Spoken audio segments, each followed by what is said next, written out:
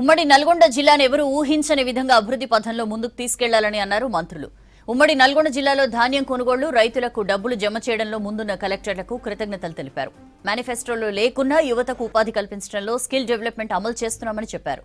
సూర్యాపేటలో జరిగిన జిల్లా అభివృద్ధి సమీక్షా సమావేశంలో మంత్రులు కోమటిరెడ్డి వెంకటరెడ్డి, ఉత్తమ్ కుమార్ రెడ్డి, తుమ్మల నాగేశ్వరరావు పాల్గొన్నారు.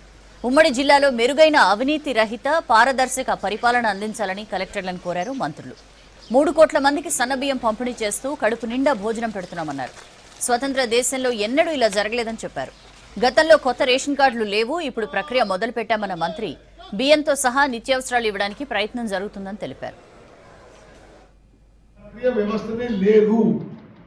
మేము ప్రభుత్వంలో వచ్చిన తర్వాత కొత్త సభ్యులని పాత రేషన్ కార్డులో చేర్పించడానికి, అదేవిధంగా కొత్తగా రేషన్ కార్డులు ఇవ్వడానికి మేము ప్రక్రియ మొదలు పెట్టుకొని ఈరోజు తెలంగాణలో ఒక నిరంతర ప్రక్రియగా అడిగిన ప్రతి ఒక్కరికి రేషన్ కార్డు ఇచ్చే ప్రక్రియ మొదలుపెట్టిన విషయం మీ అందరికీ తెలుసు. ఇప్పుడు బీపీఎల్ కుటుంబాలకి, బిలో పావర్టీ లైన్ కుటుంబాలకి గతంలో తెల్ల కార్డు ఉండేది, ఇప్పుడు ఈ మధ్య ఏ కార్డు లేదు. ఇప్పుడు 3 రంగుల ట్రై కలర్ కార్డు ఇవ్వబోతున్నాము. గతంలో above poverty line pink card ఉండేది, ఆ కార్డు బదులు ఆకుపచ్చ కార్డు ఇవ్వబోతుందని చెప్పి నేను మనం చేస్తున్నా.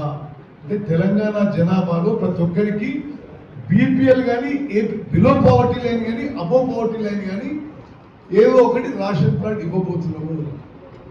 అదేవిధంగా ముందు బియ్యంతో సహా రేషన్లో ఇతర నిత్యావసర వస్తువులు ఇవ్వడానికి కూడా మేము ప్రయత్నం చేస్తున్నామని చెప్పి నేను మనం చేస్తున్నాం. మా ఎలక్షన్ మేనిఫెస్టోలో లేదు. ఇలా రాజీవ్ యువ వికాసం, ఇలా వేలాది మంది యువకులకు సెల్ఫ్ ఎంప్లాయ్మెంట్ కల్పించే విధంగా ఒక ఆలోచన తీసుకొచ్చడం. స్కిల్ డెవలప్మెంట్ సెంటర్ ప్రతి 65 ఐటీలని ఈరోజు ఏ విధంగా మోడలైజ్ చేసి స్కిల్ వాళ్ళకు నేర్పించి సెల్ఫ్ ఎంప్లాయ్మెంట్ ఉద్యోగాల విషయం చేసే కార్యక్రమం ఇవన్నీ కూడా మేనిఫెస్టోలో పెట్టలేదు. మేనిఫెస్టో పెట్టి ఏం చేస్తున్నాం? 200 రూపీస్ యూనిట్ కానీ 50 లక్షల ఇళ్లకు 200 యూనిట్లు ఉచితంగా కరెంట్ ఇవ్వడం, ఎన్నో కార్యక్రమాలు చేసుకుంటూ మళ్ళీ ఈరోజు మనం మాట్లాడుకున్న 5 కార్యక్రమాలు అందరూ మాట్లాడారు. మరి ఇన్ఛార్జ్ మినిస్టర్ గారు నిన్ననే నేను కూడా ఇన్ఛార్జ్ మినిస్టర్గా ఖమ్మంలో రివ్యూ చేసుకున్నాం. అక్కడ కూడా ఇదే విధమైన స్ఫూర్తితో బాగా పనిచేస్తున్నారు. ఇది అత్యవసరంగా ముఖ్యమంత్రి గారు మేము వీడియో కాన్ఫరెన్స్ అనుకున్నందుకు నిన్న ఈరోజు ఇన్ఛార్జ్ మినిస్టర్స్ అన్ని జిల్లాలో ఆఫీసర్లు కలుసుకొని మాట్లాడడం ఇంకేమైనా ప్రాబ్లమ్స్ ఉన్నాయా అంటే జూన్ 2 మన తెలంగాణ ఫార్మేషన్ తర్వాత జరిగే క్యాబినెట్ మీటింగ్లో మాట్లాడుతున్నాడు. రాబో సీజన్ సంబంధించి కానీ ఇంకా ఇతర స్కీమ్స్ మీద చర్చించుకుందామని వారు ఆదేశించడం జరిగింది. ఉత్తమ్ గారు ఆయన మనసులోని కానీ భవిష్యత్తులు కానీ గతంలో జరిగింది ఆయన సూక్ష్మంగా విశ్లేషించారు. గతంలో మీకు సరైన డైరెక్షన్ లేకపోవడం, ప్రభుత్వ నిర్ణయాలు జిల్లా కలెక్టర్లు కానీ జిల్లా యంత్రాంగాన్ని స్పష్టంగా చెప్పకపోవడం, కొత్త పరిపాలనా విధానాల్లో నిర్లిప్తత, నాకెందుకు అనే భావన, అందరం వదిలేసినటువంటి వ్యవస్థలు కొద్దిగా నిర్వీర్యమైన మాట వాస్తవం.